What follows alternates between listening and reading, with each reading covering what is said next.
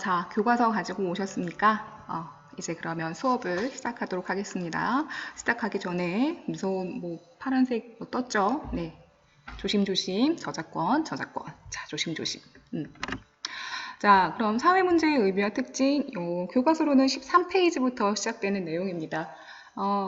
사회문제라고 얘기하면 떠오르는 게 뭐가 있을까요? 근데 되게 막연하지 않아요? 사회문제라고 얘기하면. 문제야, 문제. 일단은 부정적인 느낌이 듭니다. 그쵸? 그리고, 문제를 푼다라고 표현을 하기도 하니까, 뭔가 해결해야 될 것 같은 느낌도 들고, 그쵸? 근데 또, 막상 어떤 사람한테는, 이게 심각한 것 같기도 하지만, 또 어떤 사람들한테는, 그게 뭐가 문제야? 라고, 결론, 이렇게, 문제 아닌 것 같은데? 라고 표현을 하기도 합니다. 그쵸? 제가 지금 무슨 얘기를 하려고 하는 거냐면요. 일단, 교과서에서는 사회 문제를, 일단 개인의 일은 아니라고 얘기를 하고 있어요. 여기서 보면 사회 또는 집단, 제도, 이렇게 좀 덩어리가 큼직한 것들을 얘기하죠. 그러니까, 어떤 커다란 존재에게 영향을 미치는 것, 그게 바로 사회 문제인데 어떤 영향이냐면 부정적인 영향을 미치는 걸 사회 문제라고 한대요. 근데 문제는 이 사회 문제라는 녀석이 성격이 어떠냐라고 얘기하면 이게 참 애매하다라고 하는 거죠. 왜? 이랬다 저랬다 하거든.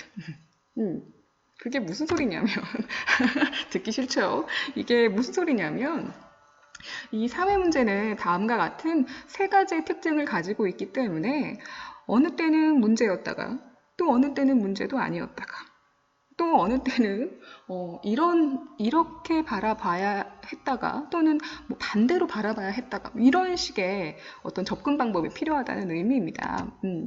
이게 뭐냐면 14페이지 교과서. 자, 첫 번째 사회 문제는요, 객관성이라고 하는 걸 가지고 있대요. 그러니까 객관성이 의미하는 건 뭐냐면 수치로 표시되는 현상이나 조건을 얘기하는 거거든요. 그러니까 숫자로 표현된다고요, 숫자. 범죄율, 자살률, 실업률 이러한 것들을 얘기합니다. 그러니까 숫자로 표시된다라고 하는 것의 의미가 뭐를 얘기하는 거냐면 그 숫자 자체만으로도 심각하다, 심각하지 않다를 파악할 수 있지만 그것을 통해서 또 다른 어떤 또 다른 어떤 영향을 줄 수도 있다라고 하는 거죠. 그러니까 예를 들면 지금 제가 가지고 온 이 자료를 볼게요. 여기 보시면 우리나라가 이제 고령화가 굉장히 이제 빨리 진행됐다 뭐 이렇게 얘기를 하잖아요. 또 빠른 속도로 지금도 진행되고 있다 이렇게 얘기를 하잖아요.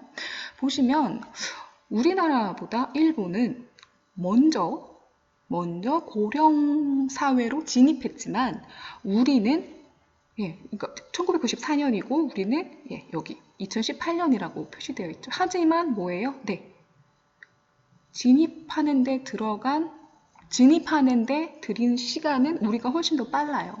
그러면은 우리 사회는 훨씬 더 빠른 속도로 늙어가고 있다는 거거든요. 근데 거기에서 또 여기 보시면 그나마도 빠른 속도로 노인 인구가 이제 늘어나고 있는데 그 늘어나고 있는 노인 인구에게 가장 큰 문제점이라고 한다면 요 경제적인 부분에서의 문제점, 어려움이 굉장히 크대요. 49.6%. 그러니까 노인 빈곤율이라고 하는 건 이제 빈곤을 경험하고 있는 노인의 비율을 얘기하고 있는 거잖아요. 그쵸? 그래서 여기 복지 서비스를 이렇게 늘려줬으면 좋겠다라고 하는데 이건 어떻게 하는 거예요? 복지 서비스. 국가에서 세금으로 하는 거잖아요. 그럼 세금은 누가 내지? 연결. 이해되세요? 그러니까 숫자로 표현된다라고 하는 것이 의미하는 것?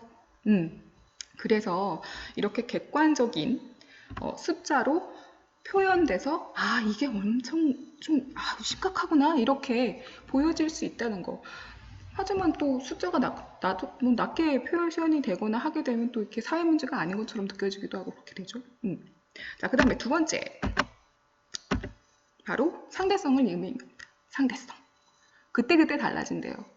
자, 상황을 설명해 볼게요. 여자 손님이 남자 미용사, 헤어 디자이너에게 머리 손질을 받고 있습니다. 뭐 별다른 문제 없어요. 2020년 대한민국에서는 별다른 문제가 없어요. 이건 사회 문제 아니죠? 그쵸? 근데 만약에 조선시대면 어떻게 되는 거예요? 일단 이 여자 손님부터 문제가 생기는 거죠. 왜? 어디 머리카락을 잘라. 유교 국가에서 부모님이 주신 소중한 머리카락을. 그치? 난리 나는 거야. 그리고 또 있어. 만약에 이슬람교를 믿고 있는 지역이어도 이 여자 손님은 난리가 납니다. 왜요? 어디 외간 남자한테 머리카락을 맡겨. 이거 사회 문제고 윤리가 땅에 떨어지는 거야. 하지만 대한민국에서는 문제 된다 안 된다? 안 된다. 문제 안 된다. 사회 문제 아니에요. 그래서 상대성. 그리고 마지막으로 역사성을 얘기하는데 시대적인 상황이라고 하는 것하고 굉장히 밀접하게 연관이 되어 있다라고 한다는 겁니다. 자, 여기 보시면 어떤 걸 얘기하고 싶은 거냐면요. 이쪽에 있는 거는요. 그 1973년과 1913년을 비교하는 그런 자료예요. 인포그래픽. 근데 여기 보면 이 여성 경제활동 참가율이라고 하는 게 있거든요. 제가 이걸 확대를 하고 싶은데 또 녹화하던 게 꺼질까봐 지금 좀 쫄았어요. 1973년도에는요. 여성 중에 경제활동에 참가하는 인구가 37%였대요. 근데 2013년에는 51.1%로 확 증가했어요. 그러면 옆에 있는 이 그림이 이제 이해가 되시나요? 그러니까 1973년도에는 여성의 평균 급여 수준이 문제가 되지 않았어요. 왜? 여성의 경제활동이 그렇게 높은 수준이 아니었기 때문에 사람들의 생각이 뭐 이렇게 지금하고는 달랐기 때문에. 그치만 지금은 많은 숫자의 사람들이 당연하게 생각해요. 여성의 경제활동에 대해서. 교육 수준도 높아졌고요. 그래서 이거 이제 문제라고 생각해요. 뭐 이렇게 저기 하는 건 아니에요. 뭔가 뭐 저 편 나누려는 거 아니에요. 교과서에서는 이렇게 얘기해요. 1960년대에는 쌀이 부족해서 이 부족한 쌀을 어떻게 하지? 식량 문제가 걱정이었는데 지금은요. 쌀이 넘쳐나죠. 그쵸? 그래서 이 넘쳐나는 쌀을 어떻게 소비를 해야 하지?가 문제가 되는 거죠. 왜? 그 사이에 우리의 식생활이 바뀌었으니까. 그래서 시대적인 상황하고 연관이 있구나 라고 하는 것도 이야기합니다. 그래서 옛날에는 문제가 되지 않았던 게 지금은 문제로 인식이 돼서 이거 우리 해결해야겠네 라고 이야기하는 부분들도 있죠.